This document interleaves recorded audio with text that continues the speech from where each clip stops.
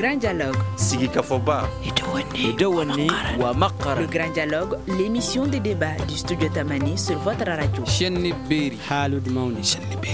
Kafoba. Le grand dialogue. Va-t-on vers une nouvelle crise du football malien? C'est la question que le grand dialogue se pose aujourd'hui. En tout cas, la tension monte depuis quelques jours entre le comité exécutif de la Fédération malienne de football et certains joueurs de la sélection nationale. La semaine dernière, dans une déclaration commune, les joueurs de l'équipe nationale de football ont appelé les responsables de la Fédération malienne de football à prendre leurs responsabilités. Ils dénoncent la mauvaise gestion de ces derniers, cause selon eux de la stagnation des résultats du Mali dans les compétitions internationales. Les Aigles menacent même de boycotter les prochains matchs du Mali s'il n'y a pas de changement.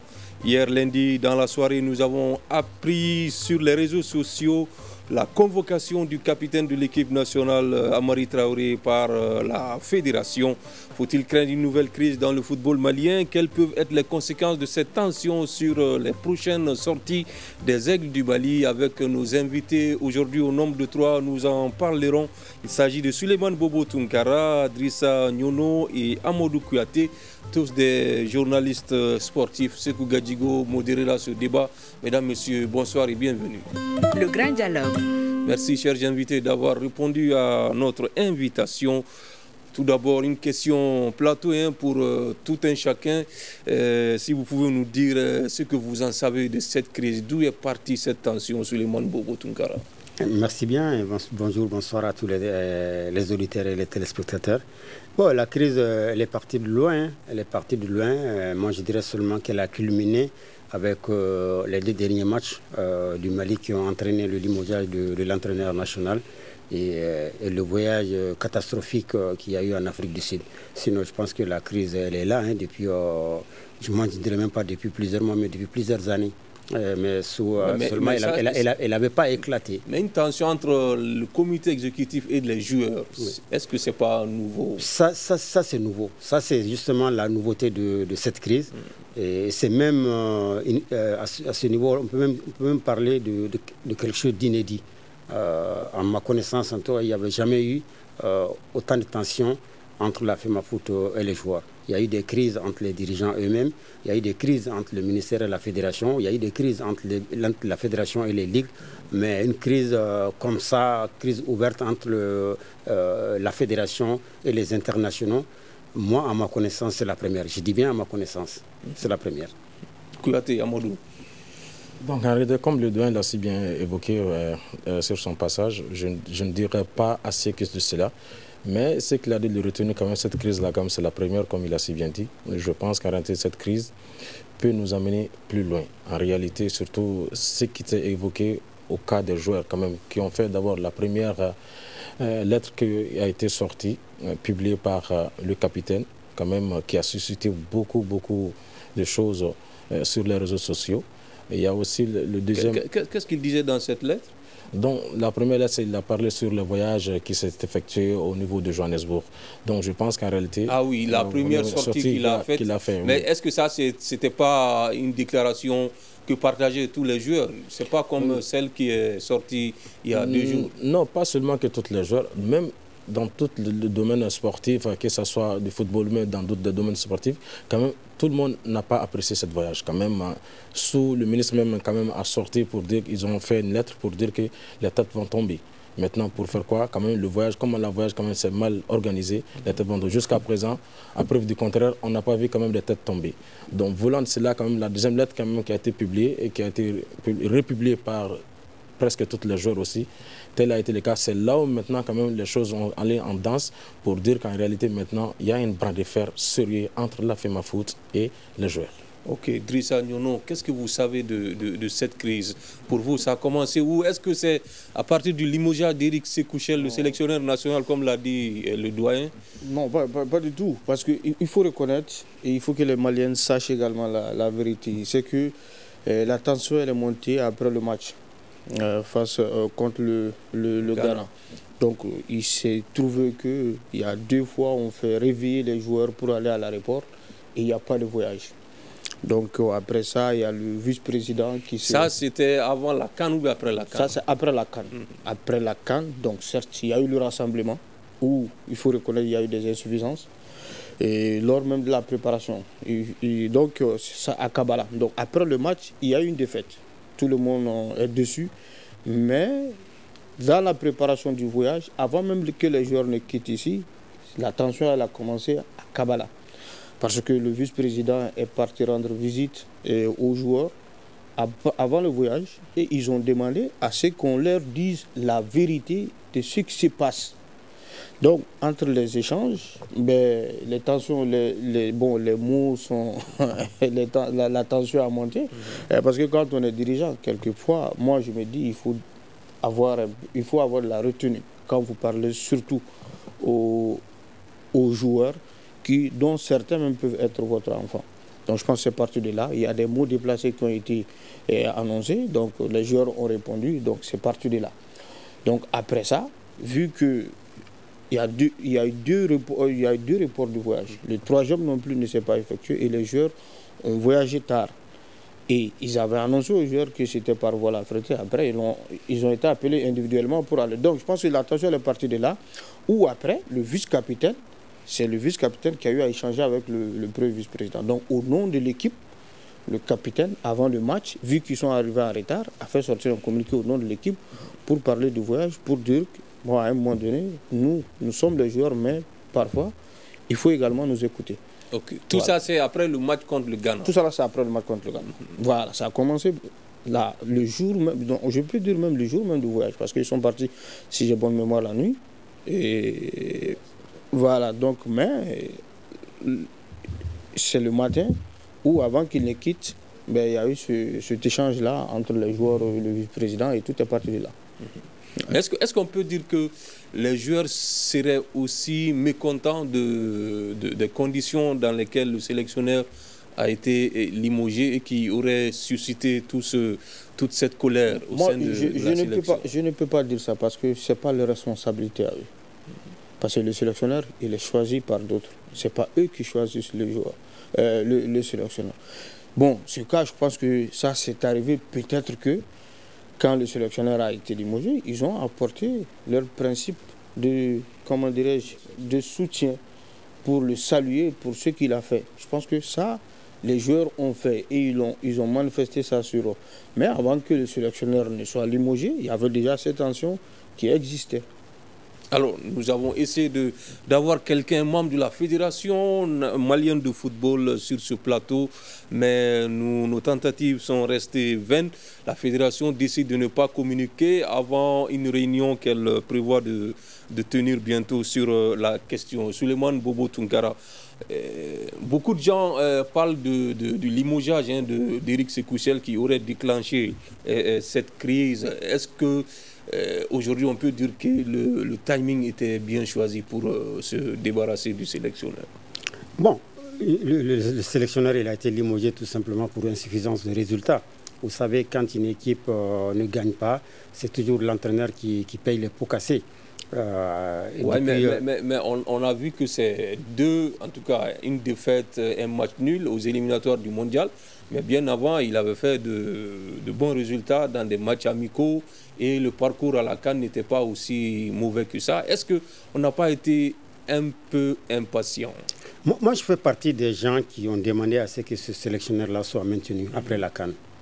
Je crois l'avoir dit à plusieurs reprises sur les plateaux télé, dans les interviews que j'ai accordées à la presse. Donc je faisais partie des gens qui étaient pour son maintien. Parce que j'ai trouvé qu'il avait amené un nouvel état d'esprit au sein de l'équipe. J'ai trouvé aussi que son parcours à la CAN n'était pas mauvais. Il a seulement fait ce match-là contre la Côte d'Ivoire où il est passé à côté. Et moi, ce que j'ai aimé chez lui après ce match, il a reconnu sa responsabilité. Il dit qu'il est le seul responsable de cette défaite, qu'il a fait des mauvais choix. Donc déjà, ça c'était un mea culpa, moi qui m'a beaucoup plu, mais surtout l'état d'esprit qu'il avait amené au sein de l'équipe. Mais mon problème, c'est quoi? C'est qu'après ce match, il n'a pas gagné un seul match contre une grande équipe. C'est ça le problème. Depuis qu'il est à la tête de la sélection, non, ça c'est un match amical. Vous savez, le Mali gagne toujours en amical. Hein. Même quand on joue, excusez-moi du terme, même quand on joue contre le Brésil, on obtient toujours de bons résultats. Mais dans les compétitions, moi j'ai regardé son bilan dans les compétitions internationales, il a gagné contre aucune équipe. Or, on a joué contre 4 grandes nations du football africain, notamment la Côte d'Ivoire, le Ghana, la Tunisie. Et voilà, ces trois, il a fait match nul et ensuite il a été battu 2 fois. Donc, la défaite contre la Côte d'Ivoire à la CAN, en réalité, n'a pas beaucoup...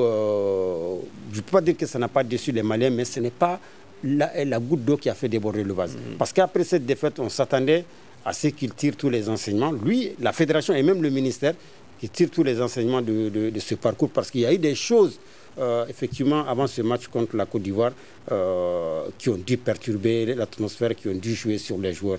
Maintenant, ce qui n'a pas marché chez lui, c'est qu'on a constaté après la CAN, il a perdu contre la Côte d'Ivoire dans les dernières minutes. Et pratiquement tous les matchs qu'il a joués après, c'est la même chose.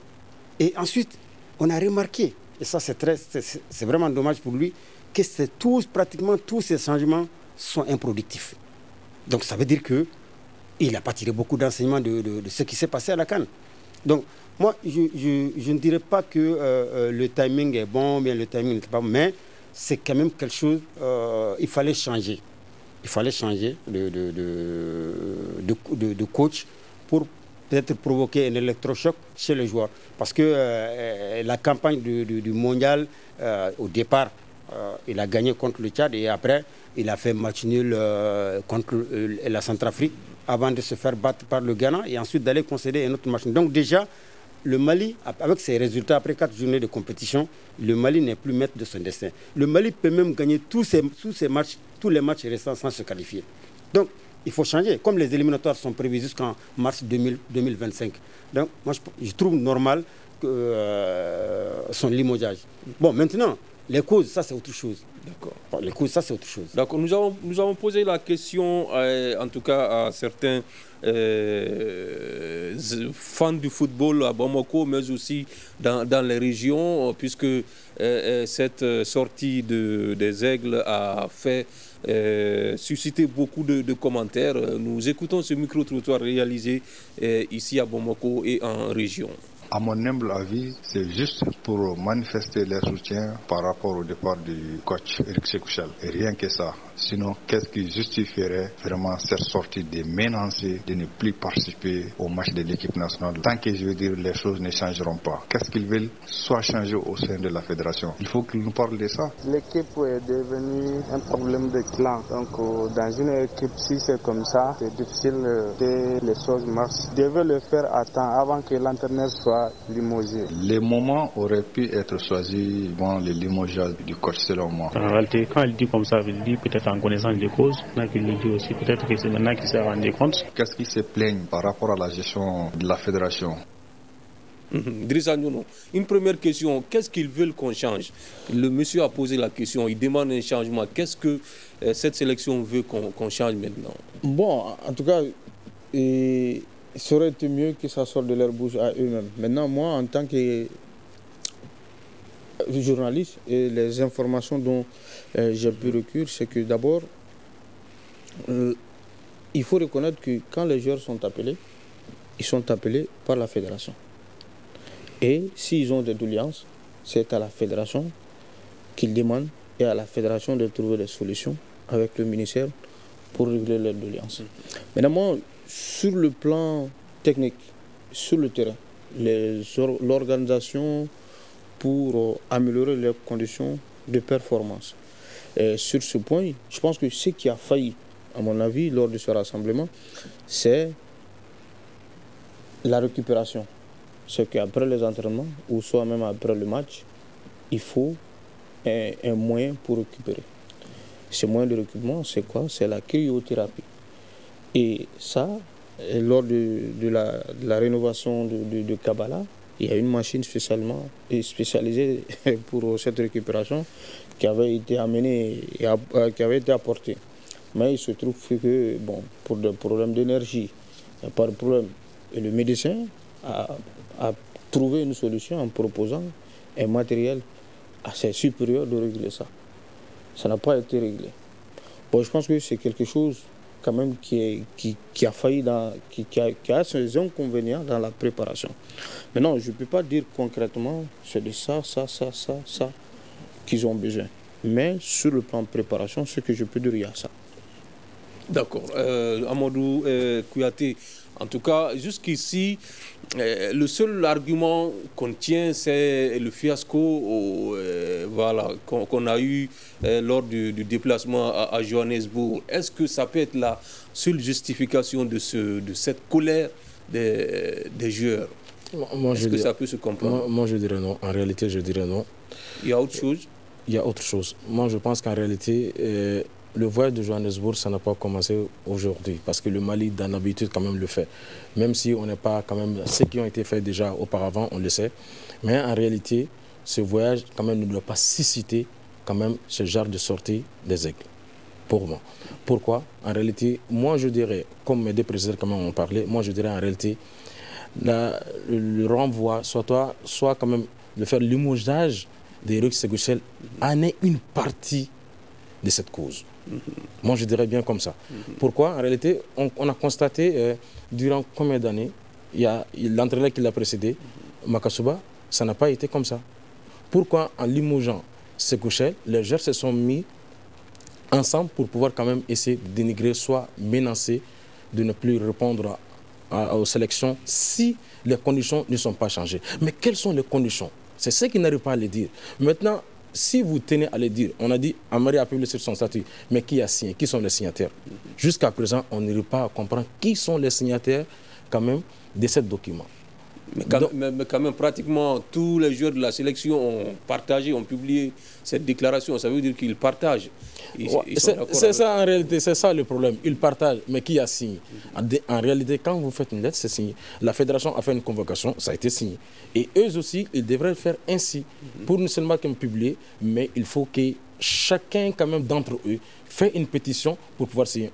Publier, c'est facile, mais quand même, il faut signer.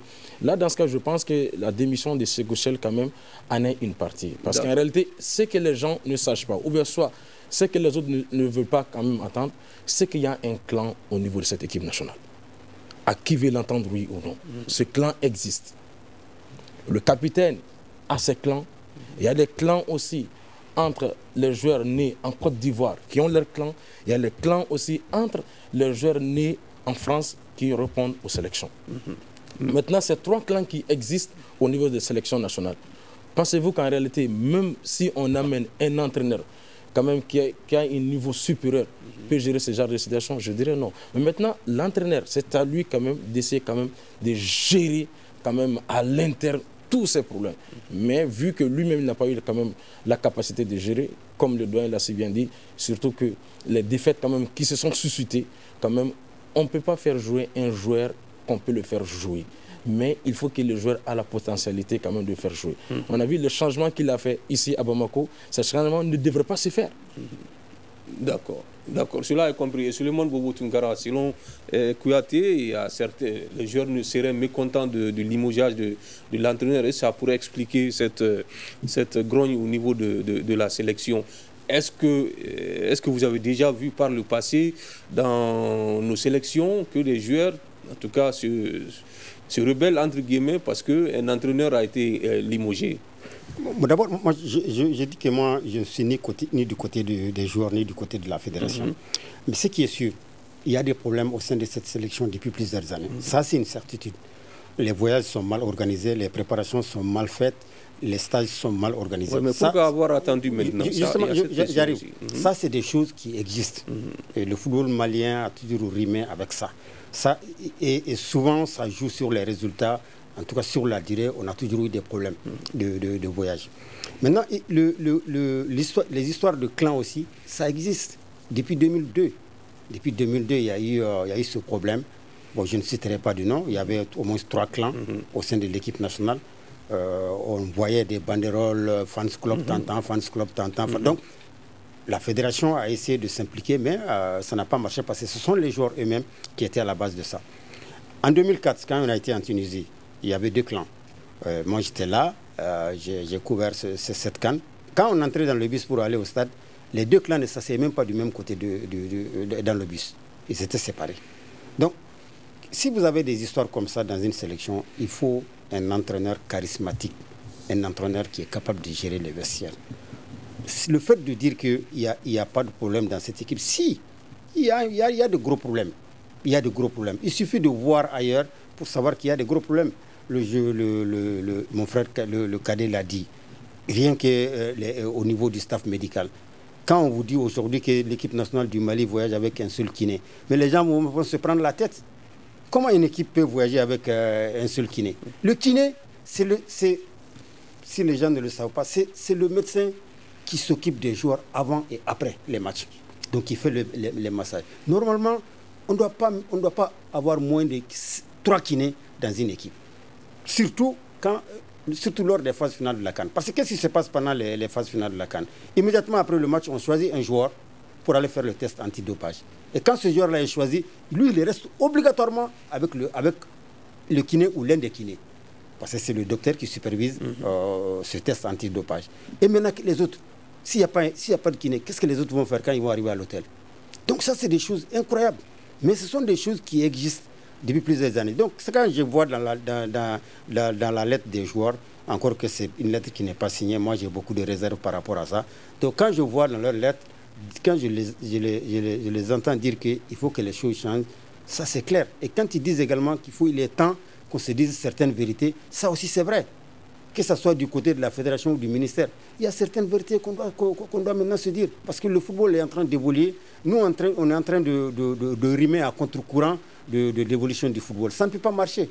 Même si on obtient un résultat aujourd'hui, demain ou après-demain, c'est sûr que ce résultat-là, on ne peut pas continuer sur la durée. Donc il y a des choses, il faut qu'on arrête maintenant comment on appelle, les bricolages. Il faut qu'on essaie de préparer les équipes sereinement et puis de la manière la plus efficace possible. Parce que l'État fait beaucoup d'efforts, l'État fait vraiment beaucoup d'efforts pour que nous, on se retrouve dans des situations comme ça. Franchement. Depuis 2002, l'État est en train de faire beaucoup d'efforts en termes d'infrastructures, en termes de primes de joueurs. On a même déjà instauré une politique de paiement de primes. Donc, tout ça, c'est vraiment des efforts qui sont faits par l'État qui doivent permettre vraiment, du côté de la fédération et même du côté des joueurs, d'être plus ambitieux, d'être à la hauteur des attentes du peuple. Il y a des problèmes, hein. Ça, je ne dirais pas que ceux qui disent qu'il n'y a pas de problème, qu'ils ont tort ou bien qu'il y a ceci, il y a cela. Mais pour moi, il y a des problèmes et on doit accepter qu'il y a des problèmes parce que tant qu'on n'accepte pas qu'il y a des problèmes, on ne peut pas trouver de solution. D'accord. Drissa Nyono, c'est vrai qu'il y a des problèmes, mais est-ce qu'aujourd'hui, on sait qu'il y a des problèmes partout dans toutes les sélections, mais ce qui nous intéresse aujourd'hui, c'est le cas du Mali. Est-ce que ces problèmes-là peuvent justifier vraiment les mauvais résultats, les contre-performances? Par exemple, pour les dernières rencontres des éliminatoires du mondial, est-ce que ces problèmes-là peuvent expliquer ces mauvaises performances? Exactement. Quand tu vois qu'il n'y a pas de résultats, ça veut dire que quelque part, il y a des insuffisances. Et comme le doyen l'a dit, imaginez sur le voyage de l'Afrique du Sud, il y a le kiné qui n'a pas suivi la première mi-temps. Il y a un kiné qui n'a pas suivi la première mi-temps. Ça, c'est pas normal. Et contre le Ghana ici ouais, bon, contre le Ghana, c'est vrai, les gens vont dire sur le terrain.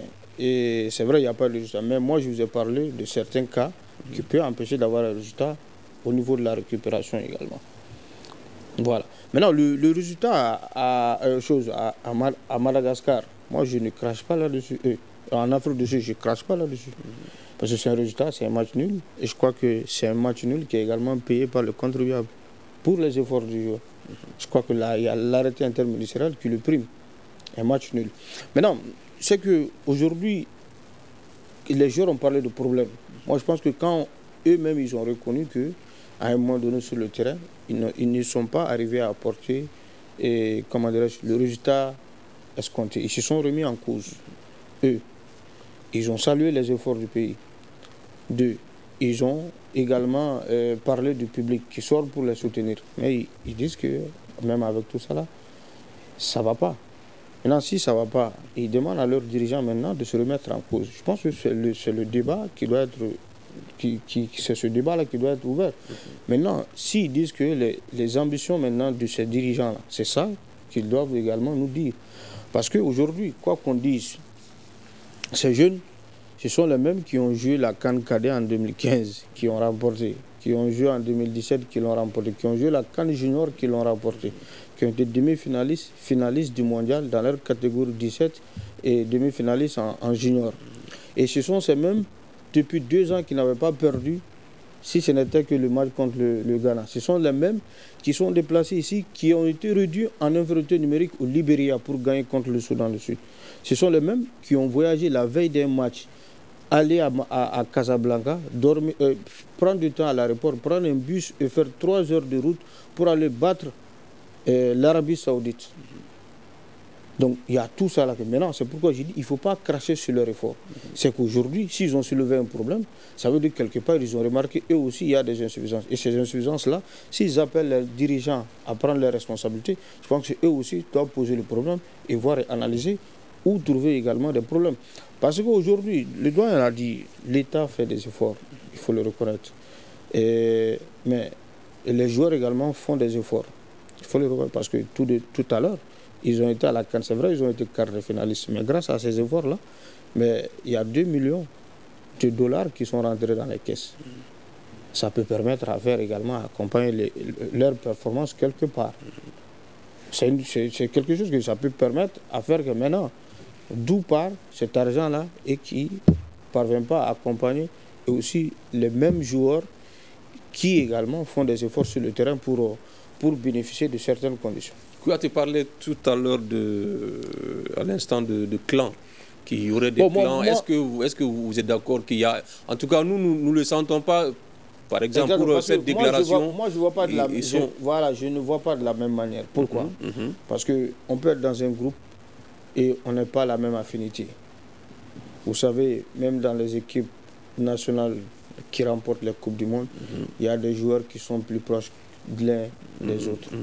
Moi, mais sur le terrain, ils jouent ensemble. On n'a pas vu un joueur sur le terrain refuser de faire la passe à quelqu'un.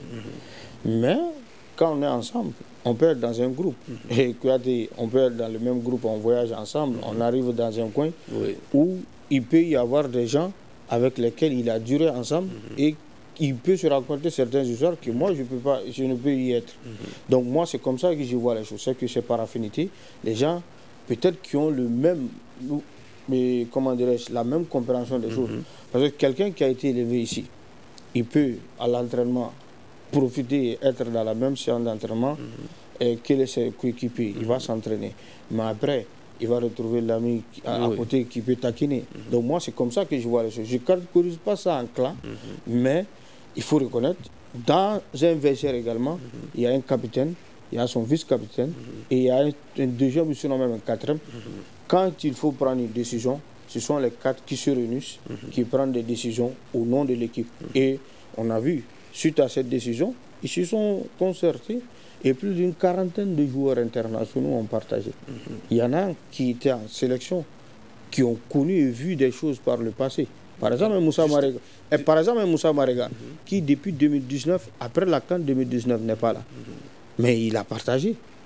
Le capitaine Ablaye Djabi, qui était là lors du dernier barrage, et dont depuis qu'il n'a pas été en sélection, lui, il a partagé. Donc, justement, est-ce que cela ne risque pas d'aggraver, de compliquer la situation, le soutien de ces anciens internationaux-là, qui ne sont pas tous d'accord aussi, quelqu'un comme Soumaïla Koulibaly, qui n'est pas d'accord, mais il y a d'autres internationaux quand même qui soutiennent ces joueurs. Est-ce que cela ne risque pas, je vais poser cette question à Souleymane Bobo, est-ce que cela ne risque pas d'aggraver, d'attiser encore le feu? Ça va encore aggraver la division.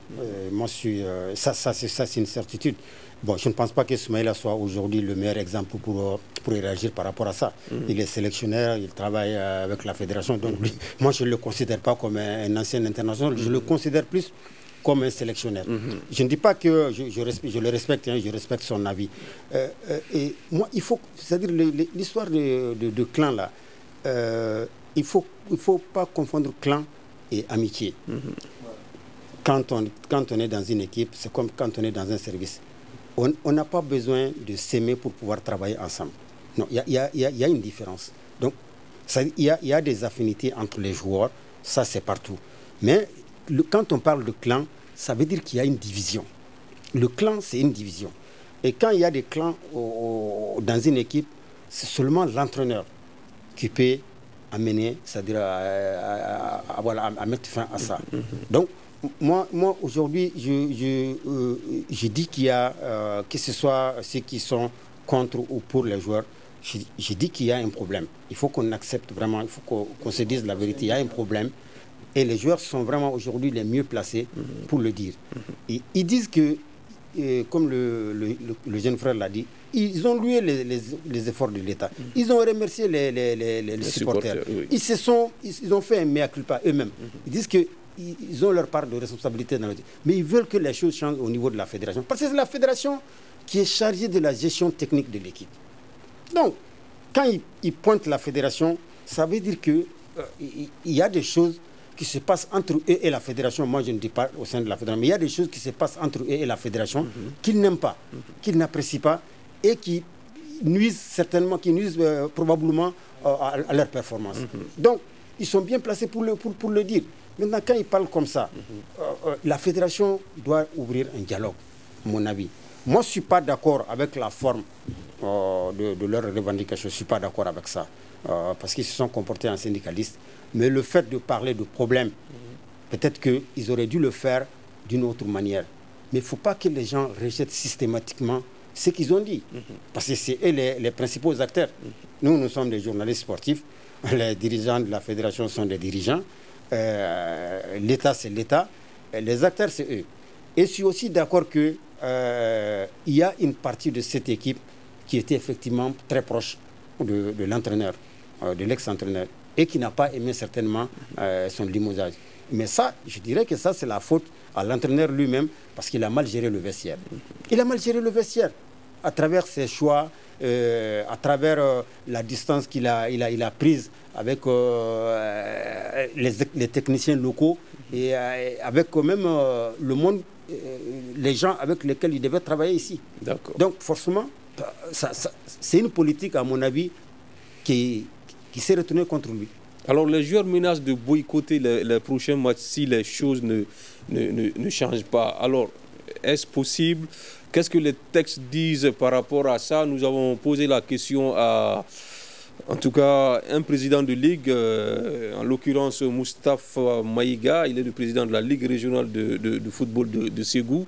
Je vous propose d'écouter ce qu'il nous a dit. Cette obligation au niveau des joueurs internationaux, c'est au niveau de l'article 111 avec 4 alinéas. Cet article nous dit expressément que tout joueur qui est sélectionné par sa fédération est tenu d'être présent et de suivre les directives du comité exécutif. Et le dernier alinéa cite bien, si un joueur refuse la convocation sans cas de force majeure, il sera suspendu au prochain match de son club d'origine après le tournoi pour lequel la fédération l'avait convoqué. Au niveau de la FIFA, il existe une commission spéciale qui s'occupe du statut et du transfert des joueurs. En plus de la suspension pour le prochain match de son club d'origine, il y a des sanctions complémentaires qui peuvent arriver.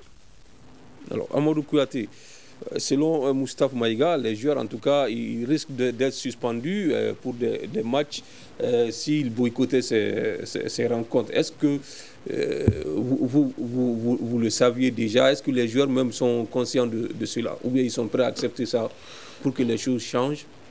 Je pense qu'en réalité, ils sont déjà informés par rapport à ça, parce que déjà, ce sont des choses qui se disent qu'en tant que tu deviens professionnel, ce sont des trucs qui se disent lors de vos contrats respectifs qui vous lient entre votre club respectif. Donc je pense quand même qu'ils sont conscients de cela. Bon, maintenant, comme ils ont parlé, tant que la situation ne change pas, maintenant la situation quand même, ils n'ont pas évoqué la situation, mais en réalité, je pense comme le doyen l'a dit, il y a un sérieux problème aussi au niveau de la fédération, qu'on le dise. Parce que la fédération en tant que telle, il y a un énorme problème au sein de la fédération malienne de football. À qui veut l'entendre, oui ou non? Comme quoi? Donc maintenant, le problème, ça c'est au niveau de la présidence. Qu'on le dise oui ou non, au niveau de la présidence, ça pose problème. Mais maintenant, même si le président quand même a mandaté son premier vice-président pour pouvoir quand même exécuter quand même toutes les affaires courantes, mais au sein même de la fédération, d'après les informations que j'ai, entre les membres, ça ne va pas du tout. Parce qu'il y a certains membres qui ne veulent même pas voir la tête du premier vice-président, ça pose énormément de problèmes. Alors que quand vous êtes un comité exécutif, je pense qu'en réalité, votre premier job c'est quoi? C'est de réussir ensemble, battre ensemble et avoir quand même quelque chose ensemble. C'est ça comme l'objectif. Maintenant, parlant de cela, quand même, pour les sanctions, quand même, c'est unanime. S'il refuse quand même de venir et que la situation ne change pas, s'il refuse de venir, je pense que ça pourrait quand même leur porter préjudice. Mais si un joueur quand même alerte comme ça, moi je pense, si la situation n'est pas changée, les situations ne sont pas changées, je pense quand même mieux vaut ne pas les convoquer de les convoquer. On a vu le cas avec les joueurs de basketball dans le temps, qui ont répondu à l'appel, qui ont refusé de jouer, arriver à Kigali pour ne pas jouer. Et ça pourrait être le cas. Et dans ce cas, le Mali a été sanctionné du refus des joueurs de basketteurs. Et si tel est le cas, je pense qu'arrêter, si la situation n'est pas améliorée et que la situation n'a pas changé, je pense qu'arrêter, mieux vaut ne pas les convoquer que de les convoquer qu'ils refusent de venir jouer. Même si tu les convoques, s'ils viennent, s'ils ne jouent pas. Mais si on ne les convoque pas, est-ce qu'on peut les remplacer? Bien sûr, il y a plusieurs joueurs maliens qui sont là, qui peuvent venir jouer et qui sont différents de ces joueurs-là. D'accord. Moi, je suis même surpris d'entendre les gens parler de cet article 111 de la FIFA. Mais vous savez, quand il y a un joueur qui ne veut pas jouer avec l'équipe nationale, pourquoi on va le convoquer? Pourquoi on va le convoquer? Il n'y a pas de raison qu'on le convoque. Ça, c'est ma compréhension des choses. Donc, on n'en arrivera même pas là. Parce que, normalement, il y a un vrai contact qui se fait entre l'entraîneur, entre les sélectionneurs et les joueurs. Donc, avant même que la liste ne soit publiée, l'entraîneur, il doit d'abord s'entretenir avec les joueurs pour savoir leur disponibilité. Et même s'il y a des cas de maladies, ces maladies-là sont justifiées non pas par les médecins du club, mais par les médecins de la fédération. Donc ça, ce sont des choses très très claires. Moi, je ne pense pas qu'on va d'abord en arriver là. Ça, c'est un. Et puis des deux, les joueurs ont dit que, en tout cas dans la correspondance qui a été publiée, là encore, je le répète, j'ai beaucoup de réserves par rapport à ça parce qu'il n'y a pas de signature. Ils ont dit qu'ils pourraient être amenés à boycotter. Ils n'ont pas dit qu'ils vont boycotter. Que ça peut les amener. Donc ça, il faut bien comprendre les choses. Mais moi, en tout cas, en tant que journaliste sportif, je ne suis pas dirigeant, en tant que journaliste sportif, pour moi, un joueur qui ne veut pas jouer avec l'équipe nationale, c'est le premier joueur qu'on doit écarter. Mais est-ce que pour vous, la convocation du capitaine, est-ce que ça peut, en tout cas on peut s'attendre que ça calme les choses ou bien ça pourrait envenimer la situation? Bon, selon ce que moi j'ai lu, en tout cas dans la convocation que j'ai vue, je ne sais pas si c'est la convocation qui est la vraie, qui est signée. C'est signé par le secrétaire général de la Fédération malienne de football, Sidi Bekay Magassa. Et dans cette convocation-là, il est écrit qu'on lui reproche des publications faites ces derniers jours sur la vie interne de l'équipe nationale. On n'a pas parlé du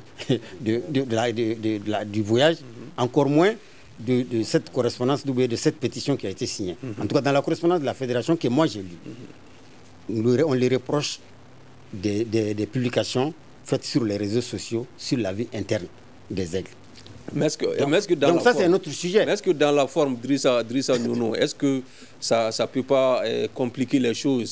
C'est une convocation que nous avons tous vue sur les réseaux sociaux et puis on lui dit qu'il a 48 heures pour se présenter.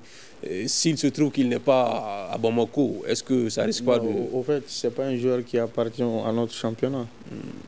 Ce n'est pas un joueur qui joue dans notre championnat. Donc on ne peut pas le convoquer comme ça? Non, on ne peut pas le convoquer comme ça.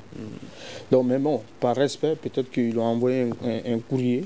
Bon, il peut également répondre et les retourner. Sinon, il n'y a aucune règle ou aucun règlement qui... Bon, c'est qui stipule ou qui peut l'amener et le forcer à être présent ou répondre. Maintenant, ça c'est un aspect. Je pense que peut-être même quand vous voyez dans la forme, un dirigeant entre et son joueur, tu veux le parler, tu peux prendre ton téléphone quand même, tu le contactes. Dans la mesure où tu sais que c'est le capitaine même de ton équipe. Tu prends ton téléphone, tu le contactes, vous prenez rendez-vous. Maintenant, je crois que ça, c'est dans la suite de ce qui s'est passé. Au fait, le premier élément, c'est quoi? C'est que d'abord, la fédération dit qu'elle n'est pas organisatrice du voyage. Les joueurs ont parlé, ils ont mis en cause le voyage. Si vous n'êtes pas organisatrice, pourquoi répondre? Ça, c'est la première question. Maintenant, je crois que les joueurs ont compris par cette réponse que, après les derniers événements qui se sont passés entre eux, donc c'est pour retourner le public contre eux. Donc eux aussi, ils se sont regroupés, ils ont répondu. Donc c'est vrai, nous, on n'a pas de résultats. On salue l'État qui nous fournit et qui met les conditions. Les supporters, bon, nous aussi et vous aussi, c'est vrai, on ne vous a pas donné satisfaction. Mais vous qui nous dirigez, il faut également prendre votre responsabilité parce que quelque part, dans la gouvernance, vous avez également des insuffisances. Donc ça, c'est une réponse. Maintenant, pour le répondre, bon, eux aussi, ils envoient par D'accord. Oui, rapidement. Donc, pour moi, hein, d'après les informations également que j'ai apprises, c'est qu'il va répondre par courrier également, par respect. Il va les répondre par courrier, mais il n'est pas oublié parce que son club, la date FIFA également est dépassée. Hein. Donc il faut reconnaître, on n'est plus en date FIFA. Et aujourd'hui, il est un joueur salarié de la Real Sociedad et non d'un club évoluant dans le championnat du Mali. La fédération devrait quand même connaître tout ça. Oui, moi, je pense dans la bonne courtoisie, il peut venir et cracher les 1000 mots s'il veut. En réalité, ce qu'il reproche de la fédération ouverte de voyage et consorts, qu'il vienne, qu'il s'assoie avec, qu'il crache les 1000 mots. Si réellement il veut venir quand même, moi je pense quand même que c'est le moment propice pour que lui-même, il essaie d'évoquer tous les problèmes quand même qui sont là et qui sont en train de se citer, qu'il l'évoque, et puis qu'on essaie de voir s'ils peuvent en trouver des solutions. Dans les cas échéants, il peut quand même répondre par mail, comme on l'a envoyé par courrier. Et puis nous sommes pratiquement au terme de l'émission. Une dernière question pour vous trois. Quelles pourraient être les conséquences de cette situation si elle restait en l'état sur les conséquences sur nos chances de qualification? C'est vrai que nous ne sommes pas en bonne posture, mais nous ne sommes pas complètement éliminés pour une qualification mondiale. Souleymane Bobo, s'il vous plaît. Non. Les conséquences? Pour moi, il faut trouver une solution rapide. Il faut trouver une solution rapide en ouvrant le dialogue avec les joueurs. Le ministère même doit s'impliquer par rapport à ça, parce que c'est une situation qui peut ternir l'image même du football et qui peut jouer sur la performance de l'équipe nationale. Il faut rapidement trouver une solution à ça, et avant de passer déjà au choix du nouveau sélectionneur. Ça, c'est extrêmement important. C'est un problème qu'il faut régler d'abord avant de penser à recruter un nouveau sélectionneur. Et moi, je pense que le problème, il n'est pas aussi grave que ça. Il n'est pas du tout aussi grave que ça. Il y a une situation qui est là, une situation de crise. On s'assoit, on en discute, et puis on met les points sur les i. D'accord. On dit que le linge se lave en famille, mais en réalité, quand même, comme les linges ont déjà sorti. Maintenant, primordial d'abord, comme le doyen l'a si bien dit, c'est quand même d'avoir un dialogue entre département, fédération et joueurs. Parce qu'en réalité, tous ces problèmes doivent être situés ensemble. Les joueurs, que ce soit les représentants ou les capitaines, il y a la fédération aussi qui doit être présentée, et puis le ministère des Sports aussi qui doit essayer quand même de voir quand même un dialogue entre eux pour essayer quand même de bannir quand même cette mésentente-là qui circule entre les deux parties. D'accord. Drissa? Non, je suis tout à fait d'accord que par le dialogue, on peut réussir à faire quelque chose. Maintenant, il est important d'engager ce dialogue-là avec les joueurs, donc, et également les écouter. Est-ce que le dialogue n'est pas rompu déjà entre le comité exécutif et les joueurs? Il peut toujours avoir des solutions parce que, voilà, quel qu'en soit ce qui existe, il y a quand même quelqu'un qui peut réunir les deux. Donc, comme le doyen l'a dit, ça c'est le ministre en charge des sports et il faut trouver une solution pour réunir tout le monde et que également les responsabilités également soient soutenues à chaque niveau, et on propose des solutions idoines pour aller chercher d'autres résultats à venir. D'accord, c'est ce qui va mettre fin à ce grand dialogue qui parlait aujourd'hui de cette tension entre les Aigles du Mali, l'équipe nationale senior de football et le comité exécutif de la Fédération malienne de football. Pour en parler, nous recevions Souleymane Bobo Tunkara, journaliste sportif, il est à l'essor, Drissa Nyono également, et Amadou Kouyaté, tous les journalistes sportifs. Sekou Gadjigo a modéré ce grand dialogue mis en onde par Seydou Ndao. À la régie vidéo, il y avait Mamadou Ouattara. Merci de l'avoir suivi. Il a été réalisé par Emirana Kilou Maïga. On se retrouve demain pour un autre numéro.